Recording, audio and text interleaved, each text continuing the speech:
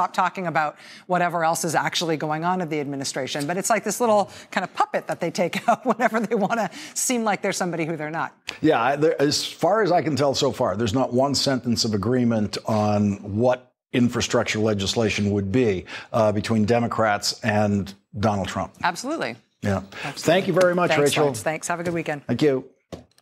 If true, those are the important words of the night. If true.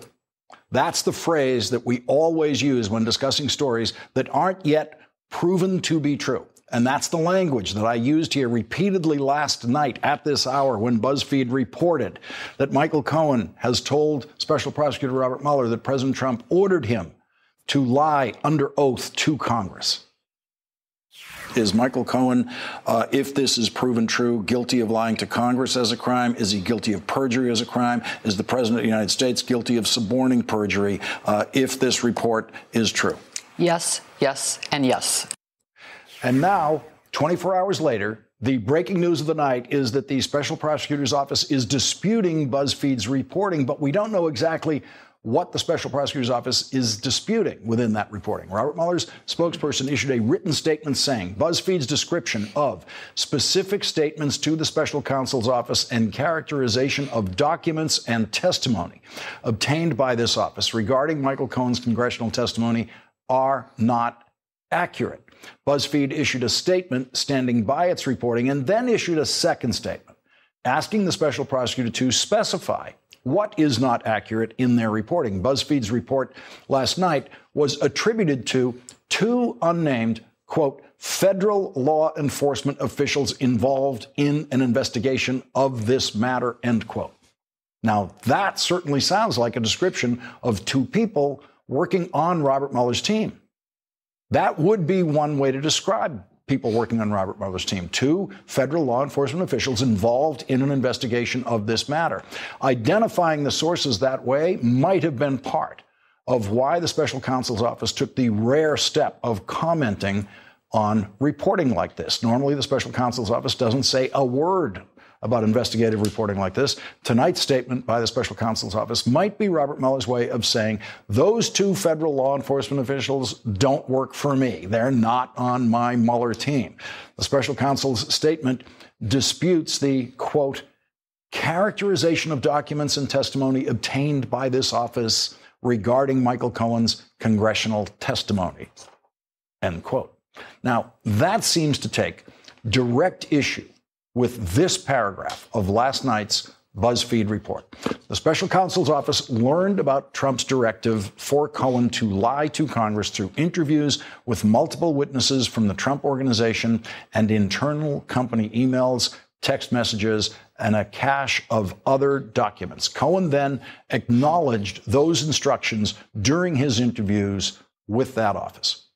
The timing and content of the BuzzFeed story last night put more pressure on the Special Counsel's Office than possibly any other news report that has come before it. Senator Chris Murphy said, listen, if Mueller does have multiple sources confirming Trump directed Cohen to lie to Congress, then we need to know this ASAP. Mueller shouldn't end his inquiry, but it's about time for him to show Congress his cards before it's too late for us to act.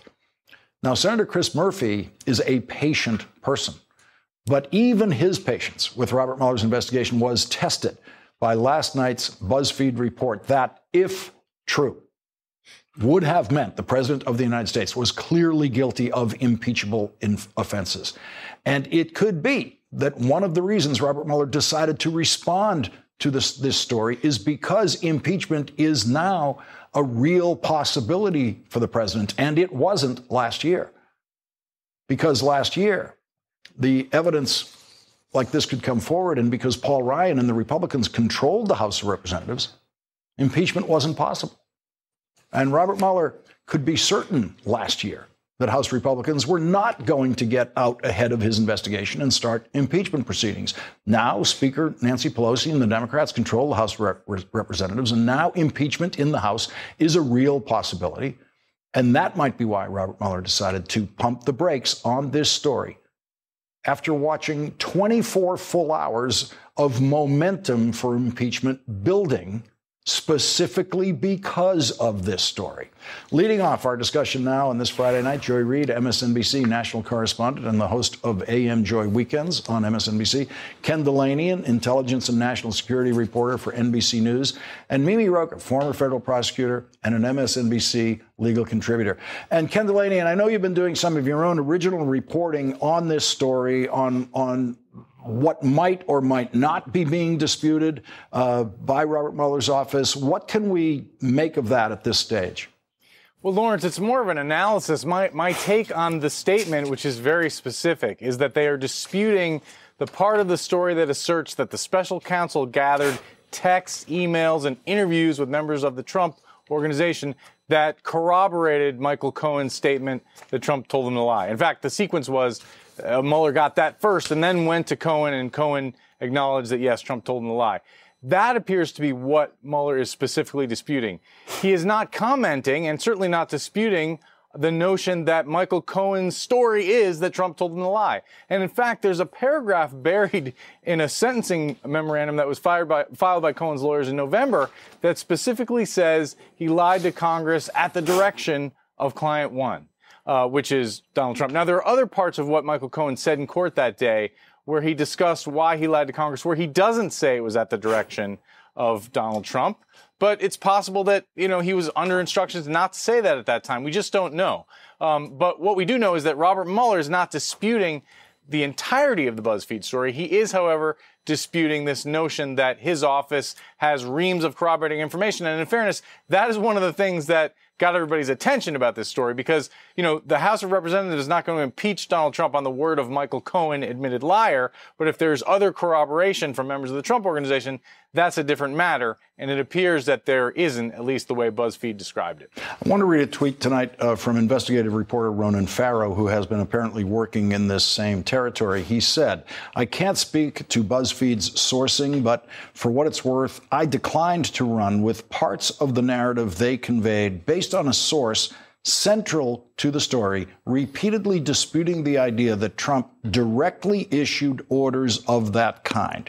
Note that the general thrust of Cohen lying to Congress in accordance with or to support and advance Trump's agenda per Cohen's legal memo is not in dispute. The source disputed the further, more specific idea that Trump issued and memorialized repeated direct instructions." And Joy Reid, that part about memorialized would be, I think, a reference in the BuzzFeed article to there is supporting documentation, either from texts or emails, to what BuzzFeed was reporting that the president basically ordered Michael Cohen to commit perjury. Right, as well as one line in the BuzzFeed story where they characterize something that Cohen allegedly said to the Mueller team. Now, the Mueller team is very tight-lipped and they do not leak. And, one could assume that maybe what they're also trying to project and telegraph is do not write a story in which you're projecting that that members of the Mueller team have leaked information to BuzzFeed, right? I mean, when Michael Cohen pleaded guilty in the Southern District of New York, he said, himself, as he stood up and spoke to the judge, that he lied specifically about this Moscow Trump Tower project. This is something that is already on the record. It's something he's already admitted to in the Southern District of New York. So I think I agree with Ken in that, I think everyone is now kind of hair on fire about the denial by the special counsel's office. But I kind of I'm reading it narrowly until we know more. So, Mimi Rocah, we know that there are a bunch of federal officials in Michael Cohen's life. There is the special counsel's office, Robert Mueller, and then there is separately your old office, the U.S. Attorney's Office in the Southern District of New York, where he has already pleaded guilty. He has already been sentenced there. Donald Trump has been identified there, in effect, as an unindicted co-conspirator, referred to in the documents as individual one. One of the blooming theories of the hour this evening is that these federal officials quoted in this are from the Southern District of New York, as opposed to Mueller's team. Does that, when you read the BuzzFeed article, does that read as possible to you? No. First of all, let me be clear about something. People are using this term, the Southern District of New York. That, to me, and to almost any prosecutor, defense lawyer, anyone working in the system, means the U.S. Attorney's Office, okay? I can sit here right now and tell you that there is a less than zero chance that someone in the U.S. Attorney's Office in the Southern District of New York. But it could also refer to FBI officials in the same building. Well, they're not in the same building. The FBI is in a separate building. And look, I'm not as integrated in that culture. I can't give that same statement as I would about the Southern District of New York. There have been leaks from the FBI in the past. But this did not read to me like statements coming from someone who has been sitting in the room with Cohen. In other words, it sounds to me, and I think what we're all saying, is there is truth in this story, right? It's not as clear cut as it was a few hours ago. A few hours ago, we had a clear cut crime of Trump directing him to lie and supposed mountains of evidence external to Cohen. Now we have something more vague. We're back to the gray area, which is criminal law, frankly, which is Cohen lied.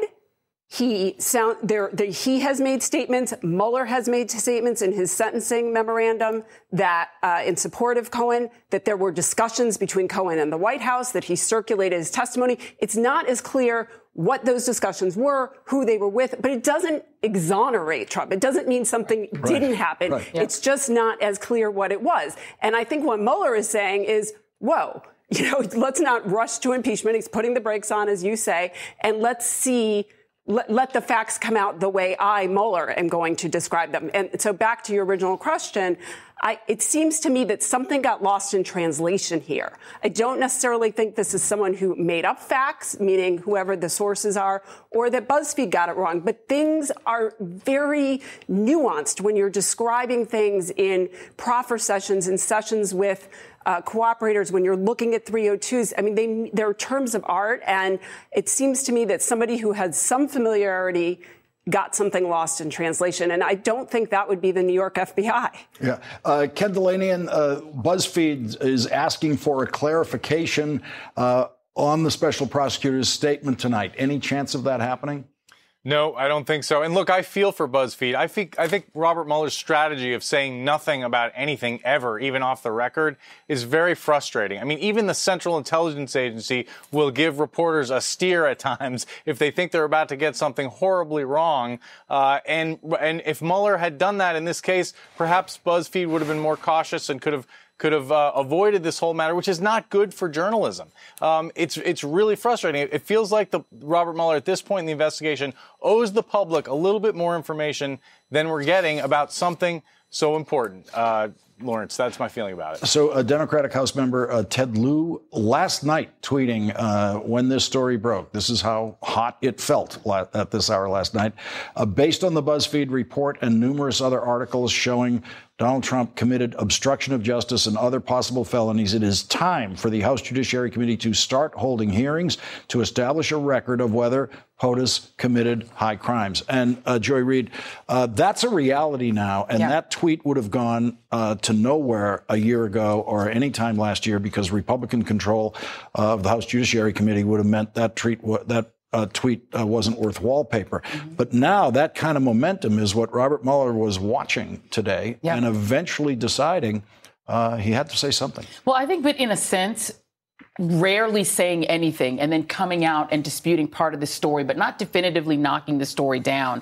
I think the most difficult line to maintain in Washington right now is the line, we need to wait and see what Robert Mueller does before we exercise our own independent oversight authority. The House of Representatives has every right and, in a sense, a duty to allow the public to understand what's happening here. They have to respect what's going on in Robert Mueller's investigation. Of course, they don't want to ruin or, harm the investigation. But there's no logical reason why hearings couldn't be held. And under the Constitution, that is what impeachment is. It isn't throwing Donald Trump out of office. It's allowing hearings where the public can start to understand the narrative of what was done potentially to our election to elect Donald Trump and what he did while in office. Yeah, and as we're going to discuss later in the show, that's the way it worked in the Nixon situation. The Congress was moving at the same speed, basically, as the special prosecutor. Mimi, some fascinating elapsed times here in this case. Yesterday, today, BuzzFeed reports that 5 hours went by, 5 hours of silence from the White House after they've disclosed their reporting to the White House. And they're asking for comment from the White House, and the White House does not say a word. Donald Trump knew what BuzzFeed was going to write for 5 hours. He didn't issue or offer one word of denial.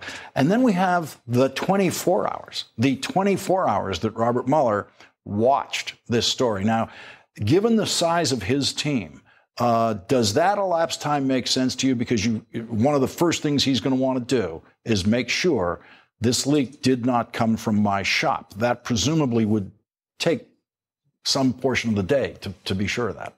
Absolutely. I mean, look, I think you hit the nail on the head. He could have been doing sort of their own check to make sure before they said things. And, I think the fact it is frustrating. I understand what Ken is saying. And to Joy's point of this selective putting out of a statement, it's frustrating, right? But on the other hand, I think the fact that he put this out tonight should reaffirm to the American public that Robert Mueller is trying to find the truth, right? And I think what caused him to do something different this time, after hopefully checking and doing their own internal investigation, is the political, impetus, as you were saying. And he wants what he's doing to be about fact-finding in a certain setting, not in the political setting. That, I think, actually may weigh in favor of parallel impeachment hearings beginning, because Mueller's job is not to inform us. Right. He does.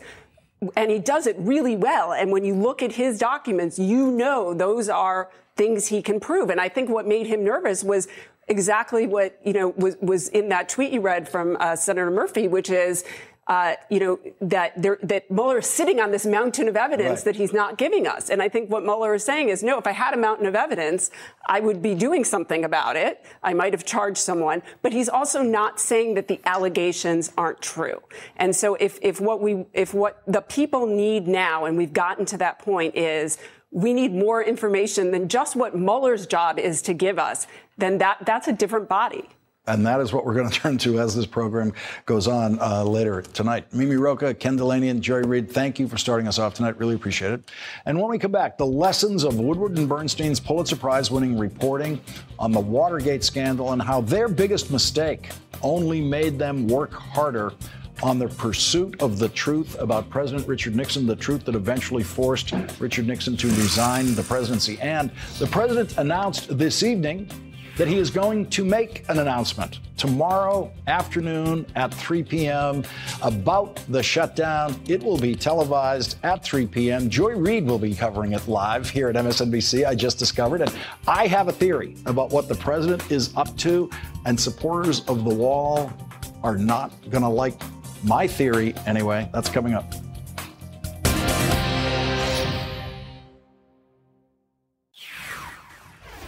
Tonight is the right time to look back at a key piece of reporting by the Washington Post during their investigation of the Watergate scandal that brought down President Nixon.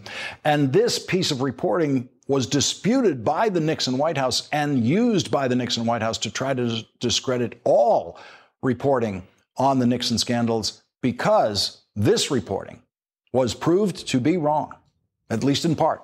Bob Woodward and Carl Bernstein became two of the most respected journalists in history because of their reporting on Watergate, but they once got a key fact wrong in one story, and it led to an attack from the Nixon White House. In October 1972, they published a piece reporting that Richard Nixon's White House Chief of Staff H.R. Haldeman, quote, was one of 5 high-ranking presidential associates authorized to approve payments from a secret Nixon campaign cash fund. According to their report, the fund had been used for payments to the men who burglarized the Democratic National Committee headquarters. The report attributed its information to, quote, federal investigators and accounts of sworn testimony before the Watergate grand jury.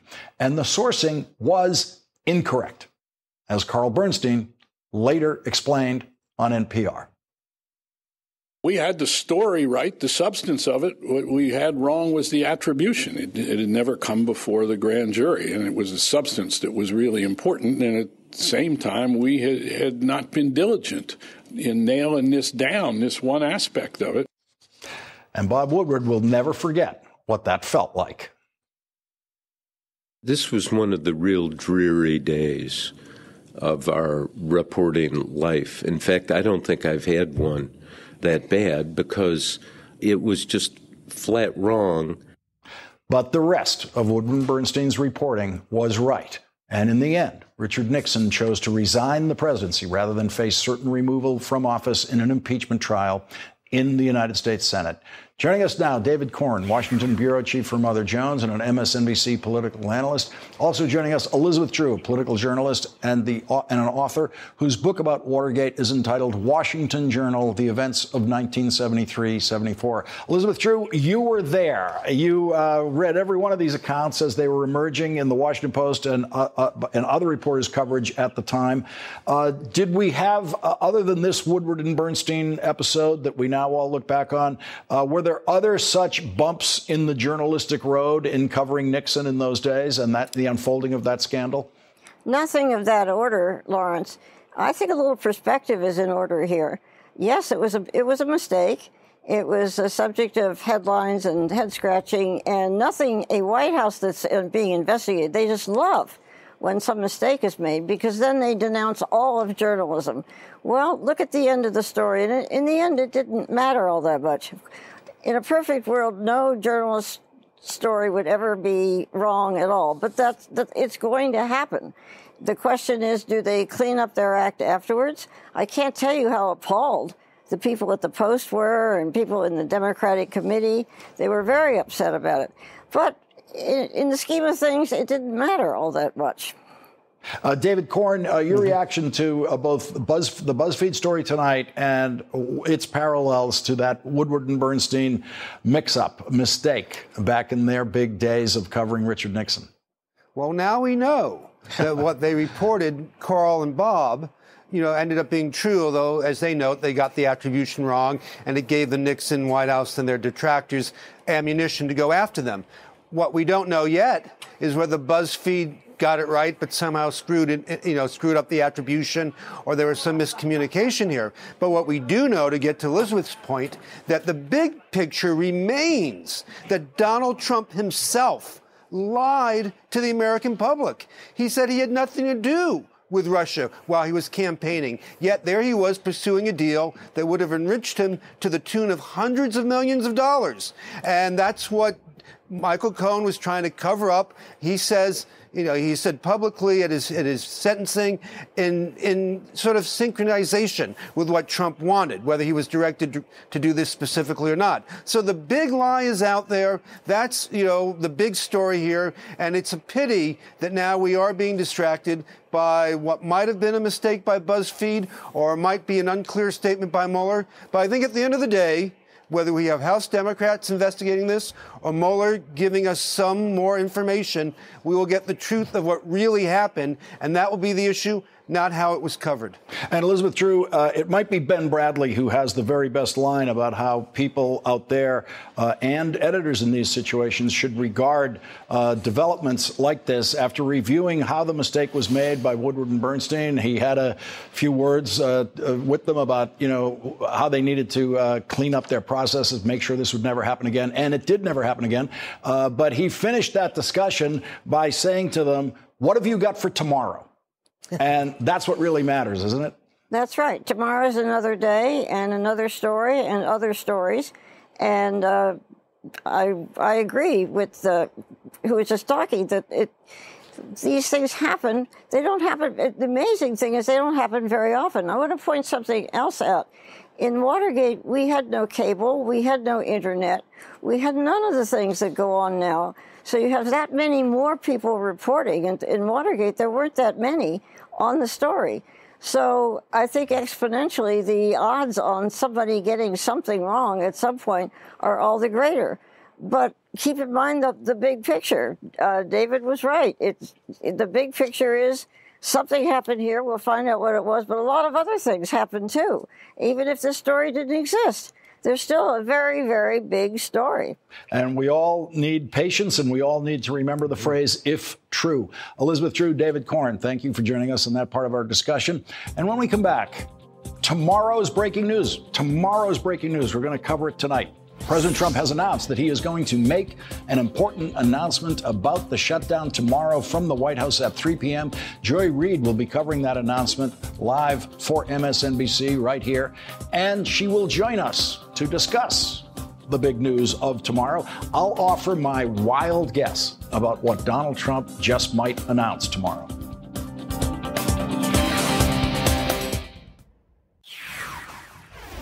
Just before 6 p.m. tonight, President Trump announced on Twitter that he will make an announcement tomorrow afternoon at 3 p.m. about the longest government shutdown in history, the shutdown that he promised to start and take full blame for. He made good on half of that promise. He did start the shutdown, but then he blamed the people he promised not to blame, congressional Democrats.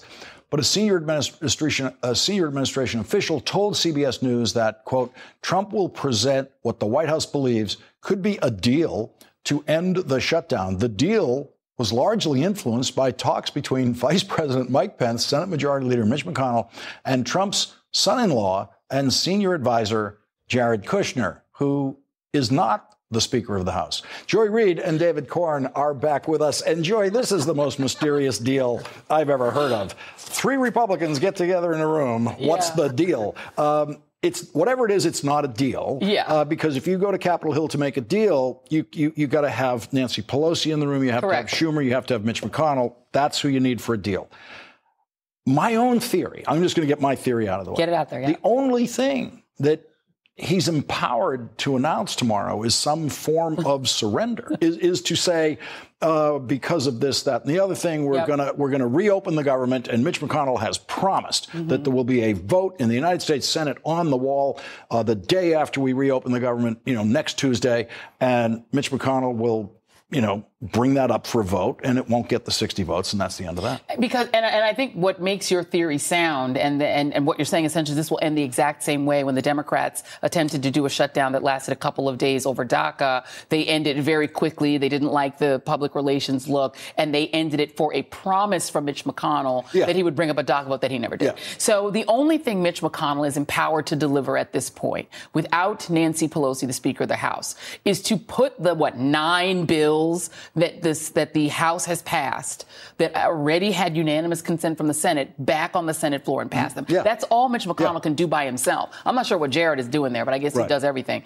But Mitch McConnell can do that. And probably, yes, to your point, will promise Donald Trump that the next thing he'll do after those 9 votes and after the government is reopened, because I'm sure his members are screaming. They're having to fly home, going through TSA. Yeah. They're going home to states like Colorado and Oregon and all over the country where they're being screamed at. They want the government back open.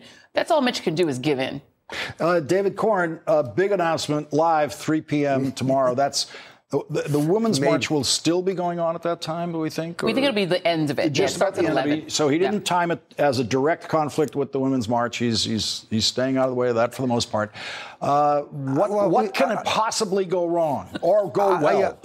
Your theory may come to pass. I think we could come up with alternative reality theories. Mm-hmm. Yep. For instance, who remembers that big immigration speech that Trump gave a week ago? I mean, it seems like 7 months ago, and you can't remember a single thing he said. It's quite possible he may forget about this announcement by 3 p.m. tomorrow. Or it's quite possible that he may just want to say something nasty about Nancy Pelosi. He cares more about revenge and spite, I think, than making a deal. So I think anything is game here. And the real question is, for your theory to come true, Lawrence, it means that Trump is willing to stand up to Ann Coulter and Rush Limbaugh, because they will crucify him for anything like that. And he caved in once to them. Is he ready now to not cave into them? Who knows? Joy, do you think there's any chance that in tomorrow's announcement by the president from the White House, he will find time to explain why he would not authorize a government aircraft to carry the Speaker of the House to a war zone to visit American troops and commanders, but he would authorize a government aircraft to fly his wife to Florida for a long weekend. For her vacation. Yeah, I mean, probably not. He probably won't get to that. Maybe that'll be Jared's portion of the afternoon, because he does need to have something to do because he is getting to go. And not only that, but Donald Trump and his administration outed not one, but two, visits to Afghanistan, both the commercial and the military flights, which actually is a threat to the security of those involved in those delegations. So he doesn't really have any respect or regard for the security of the Speaker of the House or those who are involved in it. The other thing he could do is deliver his State of the Union address, because obviously the Speaker of the House said he ain't doing it in the House chamber, so he could take advantage of the hour and do that. Joy, but I would also make one prediction. Go ahead, he will claim that he won, and this was the best shutdown ever. Yeah, exactly. Joy, I'd love to be with you tomorrow for the live coverage, but I'm actually going to I'm going to be in a matinee over there on Broadway at 2 p.m. Kerry Washington's play, American Son, which you're going to see before it closes. I'm going to see it before it closes. Everyone's going to see it. Yes. Joy Reid, David Corn, thank you both for joining us. And when we come back, the question of impeachment. The question of impeachment was already looming large in Washington this week before last night's BuzzFeed story came out and raised it even more loudly.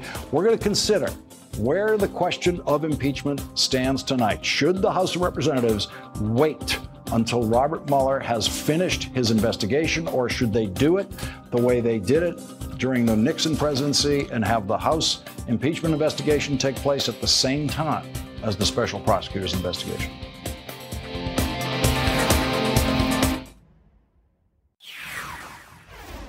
Impeach.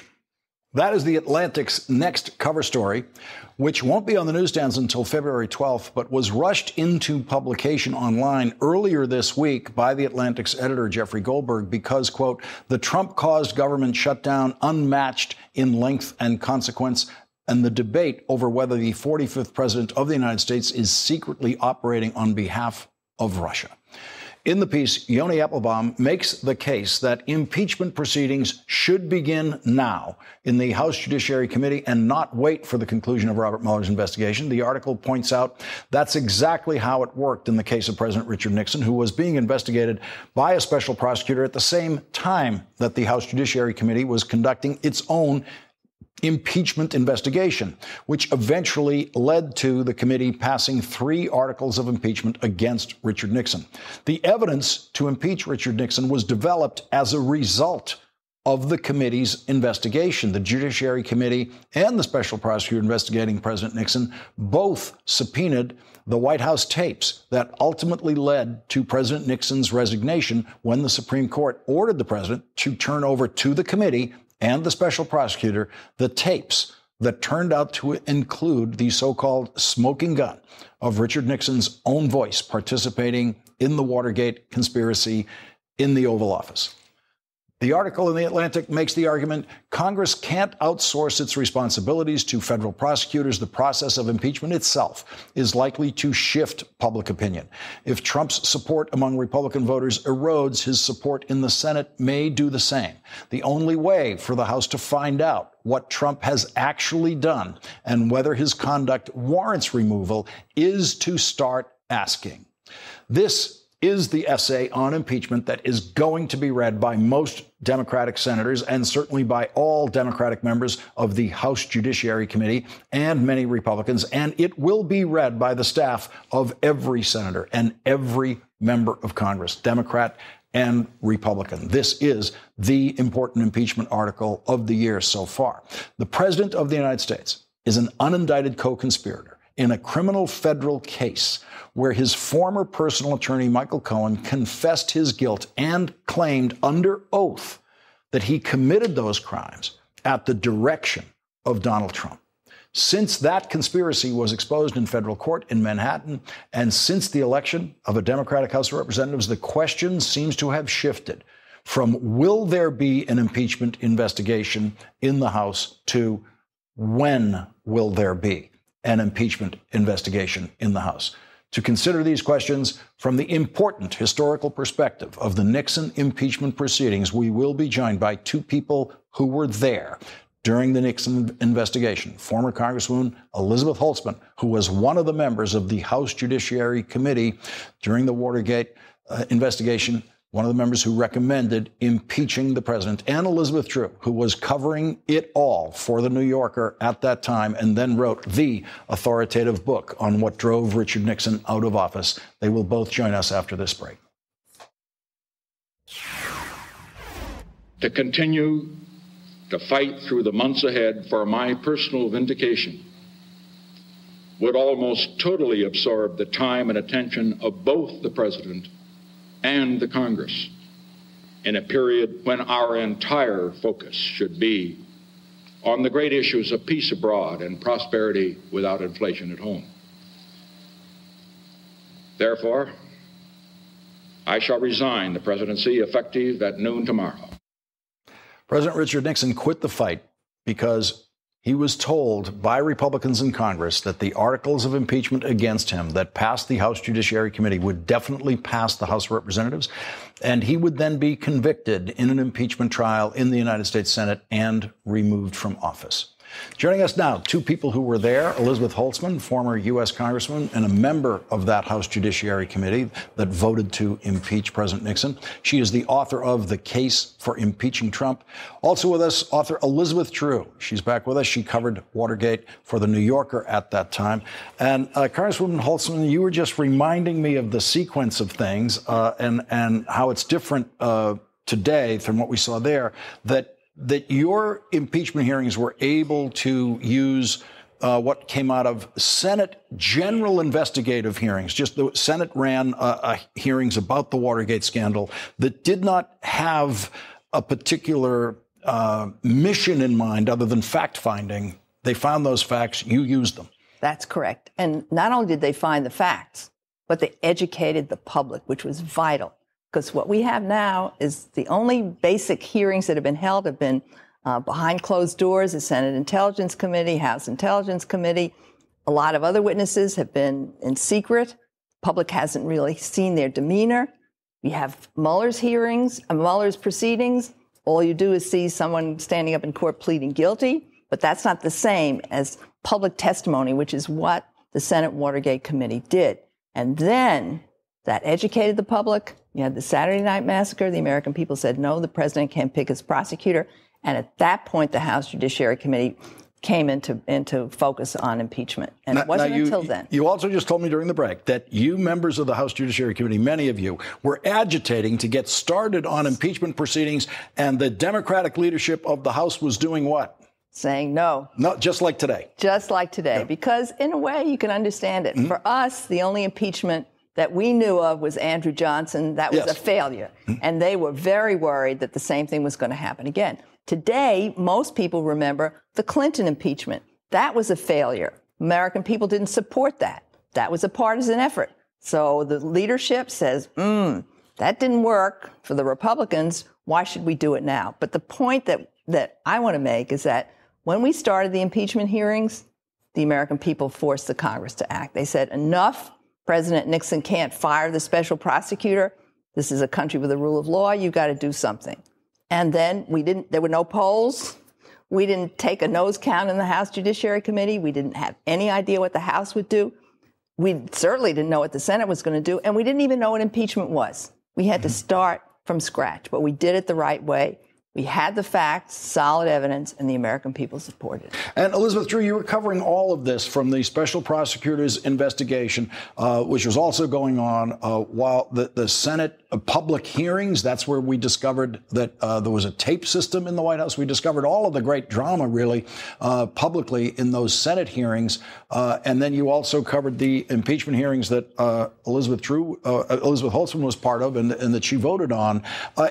Was there any sense in Washington at the time that this should be slowed down? Everyone should wait for the special prosecutor to finish doing the special prosecutor's work?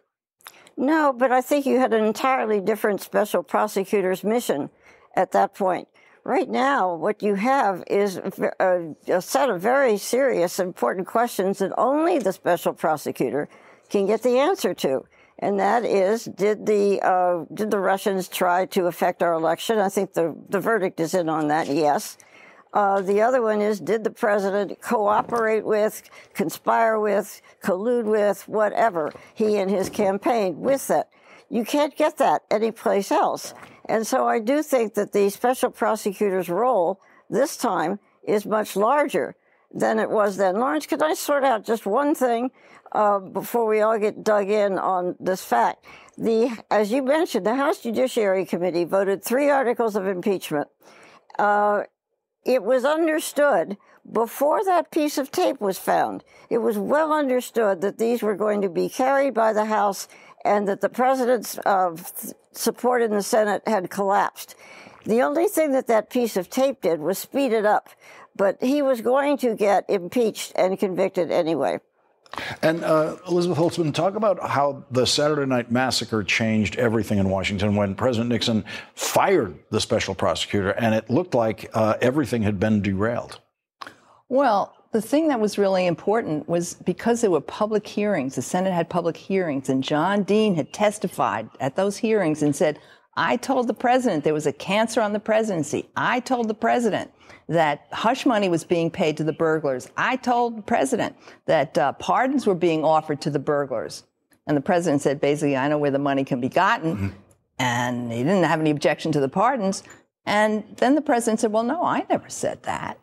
When the special prosecutor, so you had the president on one hand, mm-hmm. Dean on the other hand. And so when the special prosecutor was trying to get the tapes, everybody in the country understood what the significance of the tapes was. They were going to prove whether Dean was telling the truth or the president was telling the truth. Here, we don't have that kind of educational background, and that's what's vital. And I do think the special prosecutor, while he plays a very important role, doesn't preclude Congress from acting now. We don't have to wait for the special prosecutor. Congress needs to start looking immediately into whether the president has engaged in various kinds of misdeeds, including with Michael Cohen. Elizabeth Holtzman and Elizabeth Drew, thank you both for joining us very much tonight. Really appreciate it. Tonight's Last Word is next. Time for tonight's and this week's Last Word. Yes, you did say there was no collusion, and you didn't say it once or twice. You said it a bunch of times. Russian collusion. Here's what they found. Zero. Nada. Nothing. If anything, it's proof there was no collusion. Nobody talked about Russians. Nobody knew about Russians. There was no collusion with the Russians. No collusion with the Russians. There was no collusion.